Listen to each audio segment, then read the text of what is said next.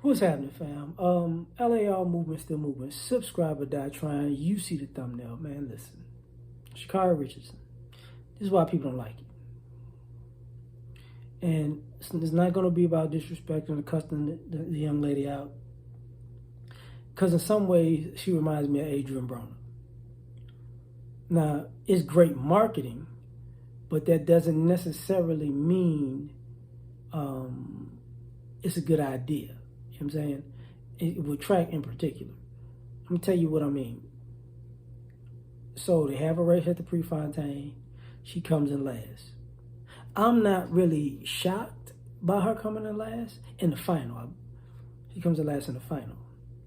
But you gotta understand, if you look at the final, it was like 3 of the fastest times of the year in the final. The Jamaicans just so, and it was like, if I'm not mistaken, it was 5 or 6 people that went sub 11. So that was a race. So first and foremost, she came after a month while people are primed up. And what I mean by that, they was priming themselves for the Olympics, and now, you know, they're priming to showcase themselves. So these are people at peak performance, and she ain't at peak. Like when she talked about, you know, she been off a month. You know, that's a bad look to say that, because what people are gonna take it as is you haven't actually been actively practicing like you should have, and they're gonna look at that final and say, you know, she just, you know, started running back, you know, a week ago or something like that. But more importantly, you know, the speech at the end, which I alluded to, is why people don't like you, because it's always something extra. It's always something over the top for no reason. It's unsolicited, you know. Yeah, you know, people, you had a whole month and some change to prepare for this. Like, you knew people was going to ask you what's going on, you know. You knew it.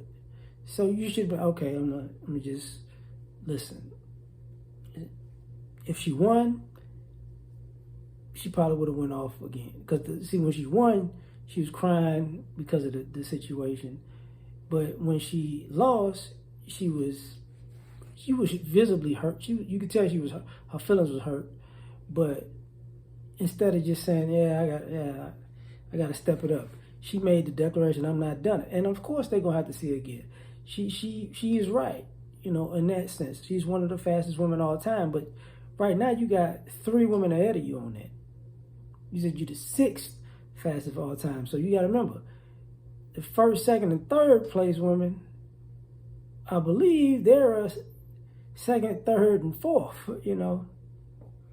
And I think Marion Jones is 5th. You know, those are the 3 of those, 4 of the 6 are active right now, if I'm not mistaken. So what I'm getting at is this.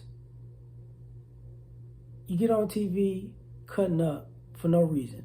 And the one thing about track is ironically a little too diva-esque for the men and the women, because track is especially sprinting, is a sport of extreme personalities. You got people who are just no nonsense business, and you got people who are just over the top characters. And she's one of them over the top characters. And the problem with that is, and a lot of sprinters have this issue, you're racing. You're not fighting or playing football or doing rugby. Like, you're doing a straight line race. So all this, like you getting in somebody's face, like you're not going to do nothing. You just outran somebody. It's not like you KO'd somebody. Like, chill out. Like, you beat somebody in a race. Great. I'm not tripping. But all this extra, like you wait till I show up. I'm going to give them hands at the finish line. No, shut up. Shut up. You know, people don't like it because it's not about being humble. It's about reading the room and knowing when I might have went too far. You know,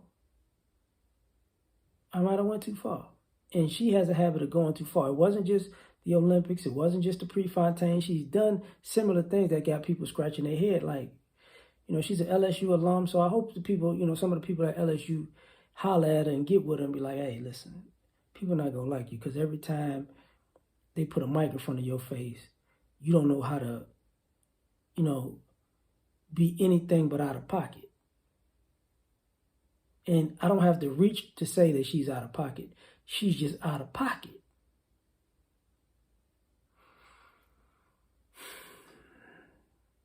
And I get it. You know, and the issue just looming over everybody's head is, you know, is 3 Jamaicans, they couldn't wait for this race because they're like, look, man, we tired of, you know, y'all disrespecting us. Because if you want to go stereotypically, you got 3 Jamaicans who live under the stereotype of smoking marijuana, and they can be clean.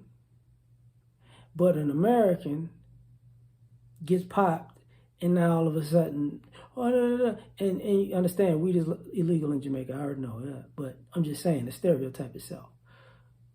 But her, she gets in all of these situations, and instead of saying, you know what, I got to do better. I'm gonna be back. You know, this wasn't a good showing. All this stuff is going on. I'm not in my best form. I'm gonna be back. This is not over. Next time you see me, it's gonna be different. You know, instead of having an over-emotional, over-the-top, utterly extra and disrespectful speech, you could just keep it that simple. Just like I took too long to keep it that simple, I know. But anyway, we done. Like, share, subscribe, or die trying. Peace.